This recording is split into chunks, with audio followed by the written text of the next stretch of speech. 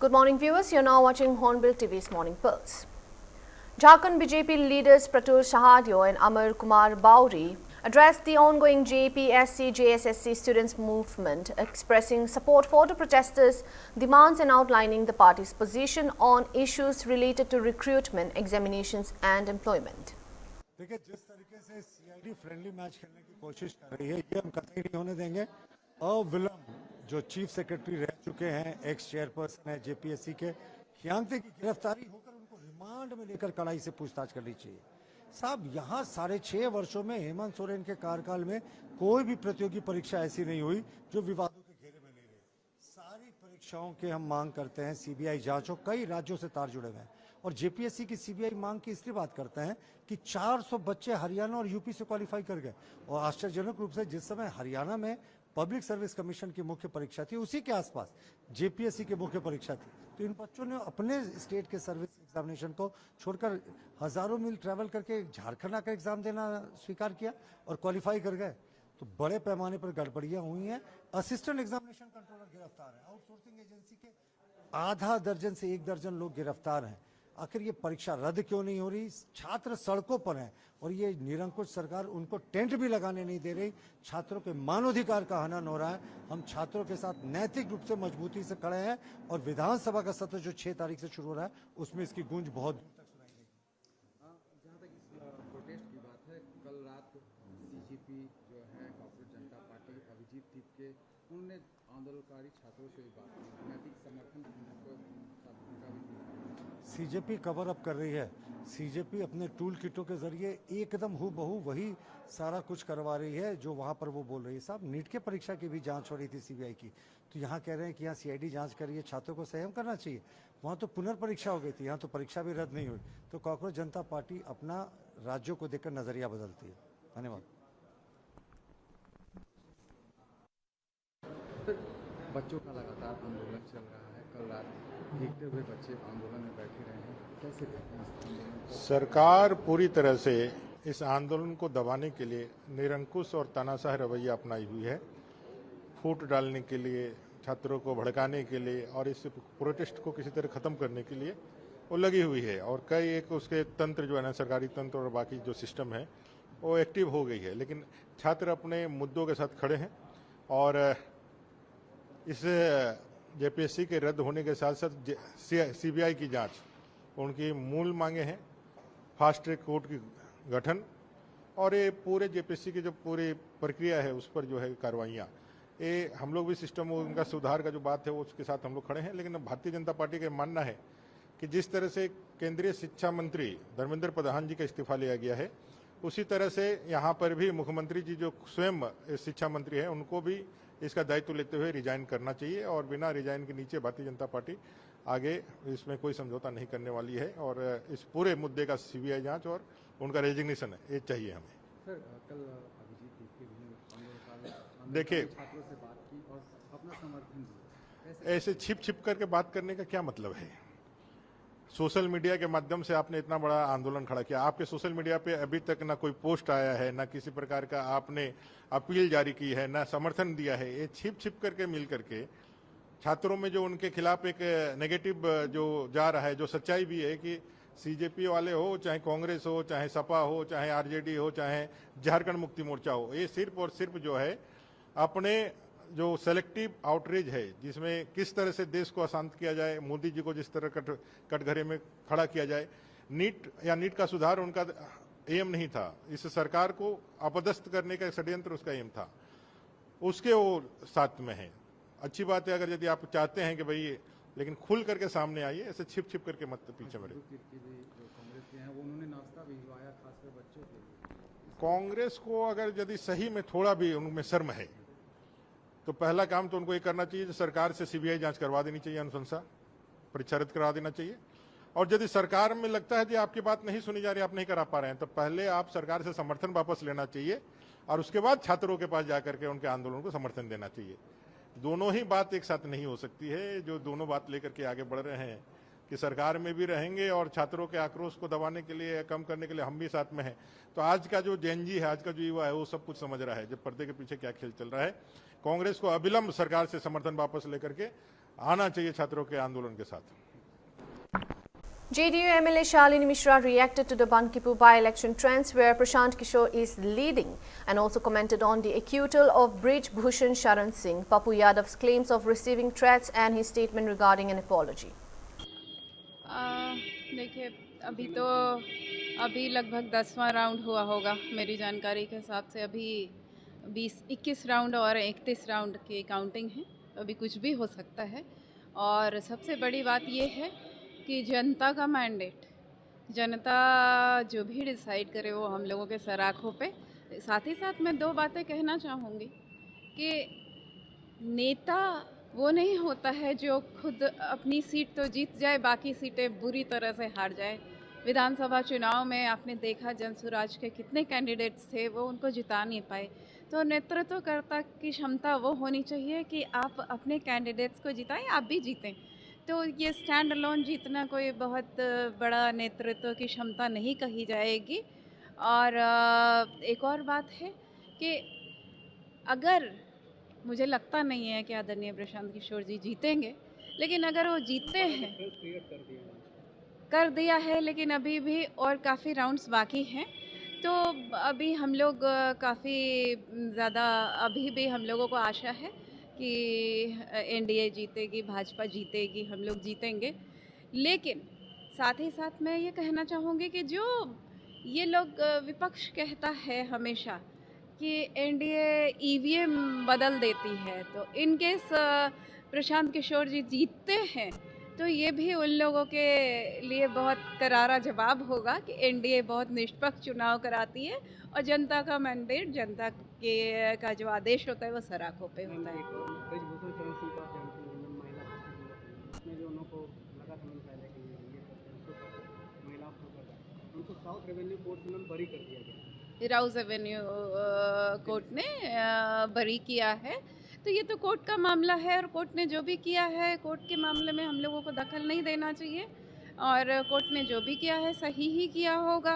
अब इसके बारे में मैं क्या कह सकती हूँ, ये हम लोगों के उसमें नहीं है कि हम कुछ कह सकते हैं। पप्पू यादव ने संसद में जो किया उसको लेकर उनको कहना है कि उनको धमकी आ रही है बहुत सारे, इसलिए कह रहे हैं कि हम क्या कर सकते हैं, हम किस चीज़ की माफ़ी मांगे, चंदा चोरी सरकार कर रही है, उनको किससे धमकी कब आ जाती है, कभी किसी गैंग से कहते हैं धमकी आ गई, कभी किसी गैंग से कहते हैं धमकी आ गई, कभी किसी इंसान से धमकी आती है। तो इतने छोटे मोटे कद के काठी के भी नहीं है कि धमकी वमकी उनको ऐसे आ सकती है, और ना ही उनका स्टेचर इतना छोटा है। आदरणीय पप्पू यादव जी खुद बड़े नेता हैं, तो वो समझेंगे कि किससे धमकी आ रही, क्यों आ रही है। हालांकि ये सब लोकतंत्र में होना नहीं चाहिए, लेकिन आ रही होगी तो प्रशासन उस पर कार्रवाई करेगा। The opposition has alleged corruption in the Delhi government's procurement of 1.3 lakh bicycles worth around 90 crore, demanding transparency, disclosure of the bicycle model and a probe into the purchase process. कल हमने दिल्ली सरकार द्वारा 1,30,000 साइकिलें जो खरीदी गई, उस पर लगे हुए गंभीर भ्रष्टाचार के आरोपों पर चर्चा की। दिल्ली सरकार की मुख्यमंत्री रेखा गुप्ता जी चुप रही, विभाग के मंत्री आशीष सूद इसके ऊपर बिल्कुल चुप हैं। मैं उन्हें सिर्फ इतना कहना चाहता हूं, अगर वो कल ये कहना चाहते हैं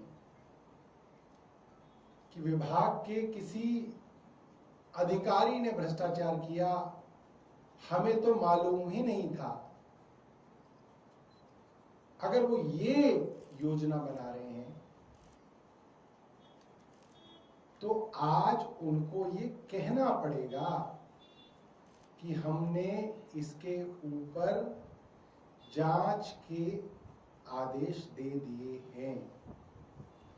अगर वो इस पर चुप बैठे रहते हैं, जांच के आदेश नहीं देते हैं, अपोजिशन पार्टी के प्रश्नों का उत्तर नहीं देते हैं, तो ये माना जाएगा कि बाद में अधिकारी के ऊपर बिल फाड़ना यानी बलि का बकरा ढूंढना है। नंबर 2, कल भारतीय जनता पार्टी की सरकार के प्रवक्ता ने ये कहा कि भाई साइकिल तो 4,000 रुपए से लेकर 50-55 हजार की आती है, हमने महंगा मॉडल खरीदा है इसलिए वो 7,000 रुपए का आया है। ये संभव है, मैं मान सकता हूं इस बात को। तो मैं भारतीय जनता पार्टी की सरकार की मुख्यमंत्री रेखा गुप्ता जी से निवेदन करना चाहता हूं, आपने कौन सा मेक और मॉडल खरीदा है जिसके लिए आपने एक साइकिल के 6,957 रुपए दिए हैं? उस मेक और मॉडल का नाम बताने की कृपा करें रेखा गुप्ता जी। इतना ही जान रहे कौन सा मेक और कौन सा मॉडल साइकिल का खरीदा है ये बता दें। रिटेल में साइकिल अमेज़न पे मिलती है, स्नैपडील पर मिलती है, हम भी गूगल कर लेंगे, दिल्ली की जनता भी गूगल कर लेगी कि एक साइकिल खरीदनी हो तो कितने की पड़ेगी, और 1,30,000 खरीदनी हो तो हम किसी डिस्ट्रीब्यूटर से बात कर लेंगे। देखिए, एक साइकिल अगर 5,000 की मिलती है मान लीजिए दुकान पे, तो जब आप 1,30,000 खरीदेंगे तो वो आपको 3,500 की मिल जाएगी। ये फर्क होता है, उसके अंदर डीलर का, रिटेलर का, बहुत सारी चीजें जो है कम हो जाती हैं। तो आप हमें सिर्फ ये बता दें कि आपने कौन सा मेक और मॉडल खरीदा है। कल तक जो है रेखा गुप्ता जी इसको बता दें, तो छोटी सी बात है, इसके अंदर कोई दिक्कत नहीं होनी चाहिए। बहुत बहुत धन्यवाद। कोई प्रश्न है? धन्यवाद। क्या आप लोग इस बारे में अपनी तरफ की कोई शिकायत दर्ज कराएंगे या जांच की बात करेंगे? क्योंकि आपकी सरकार में देखा जाता है बीजेपी सीबीसी के पास जाती रही।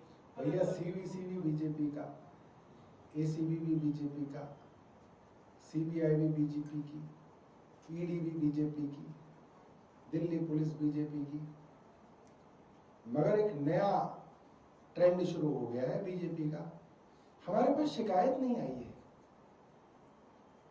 तो अगर भारतीय जनता पार्टी की सरकार ये कहेगी कि हमारे पास शिकायत नहीं आई है तो शिकायत भी दे देंगे।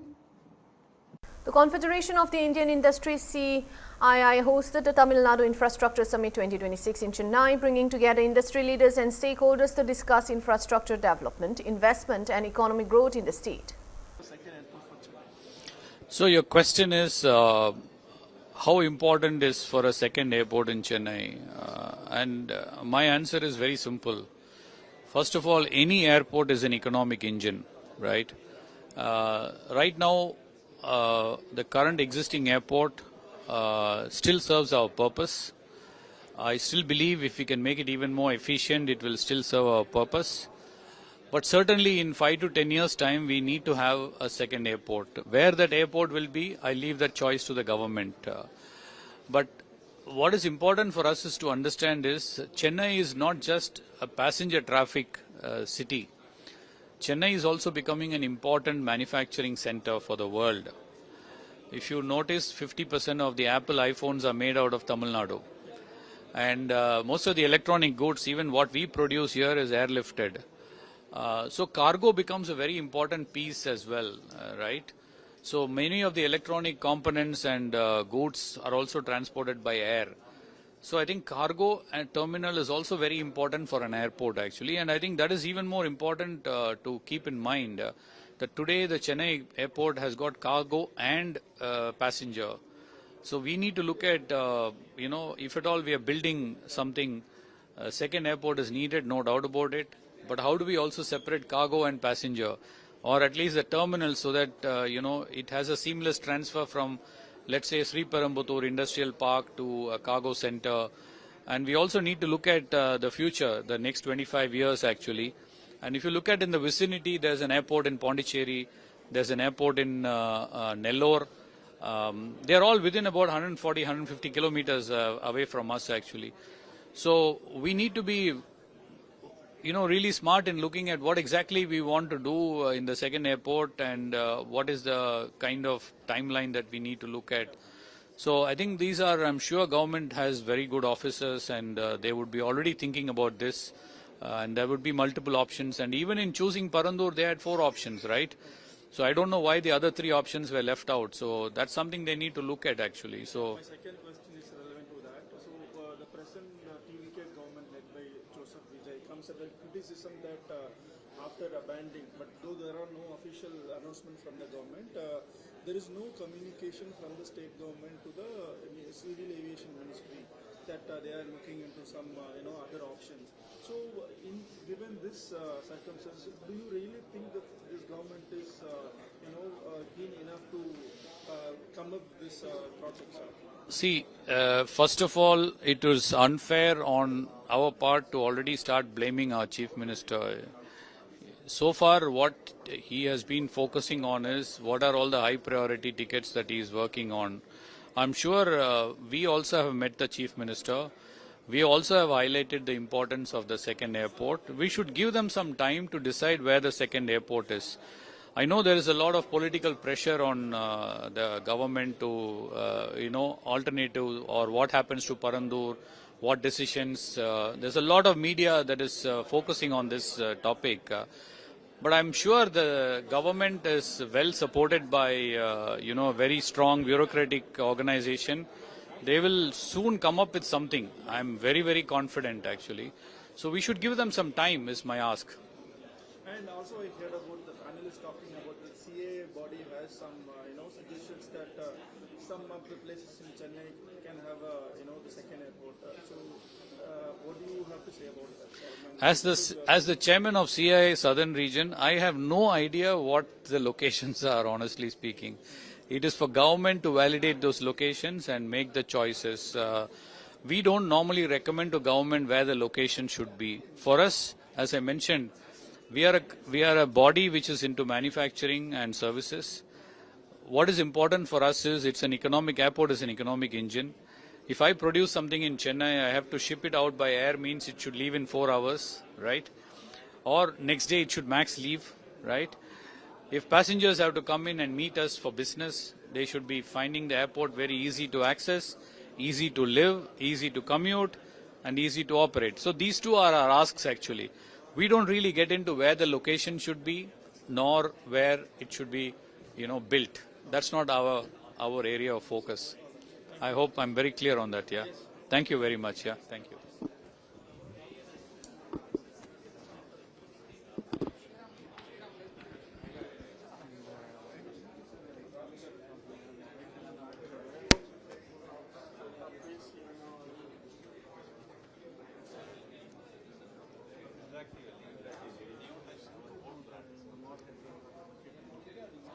First panel black, tall and high. Black. ICICI Lombard's media briefing highlighted its Silver Jubilee celebrations, customer-centric initiatives, adoption of artificial intelligence-driven services and new insurances propositions. MD and CEO Sanjeev Mantri discussed technology integration, affordability and the future of the insurance sector. Saurabh, and thank you so much for raising it. I can tell you that in this room with a lot of confidence, the person who will reach 60, probably I'll be among the top 1 percentile who will reach 60. So I understand, and I was also talking when Yash put that question that we want to think very, very intrinsically. It's not about conversation, more as a customer rather than as an insurance seller. And it does worry us as to how it will happen. On the premium part, look, it's a pool, right? It's in India still retail insurance 5.5–6%. And to be fair, what is it that we as insurers are doing? We are collecting premiums. The percentage of claim is 6 to 7%. I'll just get the math. That's the number of people who end up claiming. And another 90 plus don't end up claiming in that year. It's a dynamic which works on a simple actuarial maths, and the cost has to be borne by the pool in many ways, and we as a service oriented company which is doing it has to see we minimize our cost. One of the critical innovation of the 25 that we have announced, I don't know when exactly you've joined in, is also referring to a specialized desk which will service senior citizen, and it's a very, very critical requirement. And I say this because they have to be treated differentially. A lot of journeys which can get created digitally and are meant for in a very savvy manner also requires, if it's my own parents, if someone else of senior citizen age requires to be dealt with, we have created a dedicated team which will do what is required to, and it is not only about talking on phone, it is about actually being physically present to solve it. We've also done that in motor because we had a very good response. While I hate to talk about NPS, which is the Net Promoter Score as a feedback, because in the end, a score does not actually tell the true story. Agar mera experience is not good, I would not bother about the NPS, but it still in averages spells out as to whether the customers are able to get the right experience. So the steps that we are taking is in that direction. Also, the regulator had taken certain steps a couple of years back when they had capped the way the premium can increase for the policies of senior citizen, which the whole industry is abiding in a very respectful manner because we understand, which was I think 10% if I'm not mistaken. So a lot of steps are being taken, but the bigger subsidy will come into play when we are able to attract a larger pool. And if you see an industry which was just about 6% on health in 2001, it gets a far more hypered out when I make it, has become 41% of the industry pool in 2025-26. And more importantly, in quarter one, it's gone to 47. It's by far in last 5 years, the fastest growing segment is health. And I keep laboring it. All of these efforts that we as an industry are putting will not go waste. It will serve them. The expansion of pools, the anomalies, getting the data sets right at the IIB level. आज भी industry ने last year 1 lakh crore का fraud पे किया है, sorry claims पे किया है. उसपे 10 से 12% में claims which should not have got paid because they were on the side where we could not do a job to control it. So all of those costs, on all of those mitigants will come into play, which will help and make insurance far more affordable than where it stands at this point of time. And I can tell you, 5 years from now, we'll be having a far more different conversation than what we are having now. Trust me on that. Thank you. Thank you. Saurabh. We'll have a next set of questions from that side, please. Hi, sir. Yeah, hi. So your voice AI bots and your other initiatives, how is that likely to strengthen your sales through direct channels? And also, this 1 million customers, how many of them are fresh? Or what kind of fresh customers are you targeting with your AI sales and things? Yeah, my colleague Girish Sehgal, who has been the guy who's championed this, I'll request him to reply this. Yes, Girish? On the voice bot side, when we started our journey a year back, we had only 10% of the calls going through the bots, whereas 90% of these calls that were getting received at our call center was largely through the human interface. Over last 1 year or so, we have moved, I think 70% of the calls are now getting entertained through a bot or a WhatsApp chatbot. So largely only 27% of the calls are where there is a human intervention needed. This is on the inbound side. On the outbound side as well, wherever there is a renewal calling or wherever there is a outbound call on the leads which are getting generated through our website, especially on the two-wheeler side, we've started calling out through a bot. And let me also make it very clear, these bots are all in-house bots. That's all for now. Thank you for watching Hornbill TV.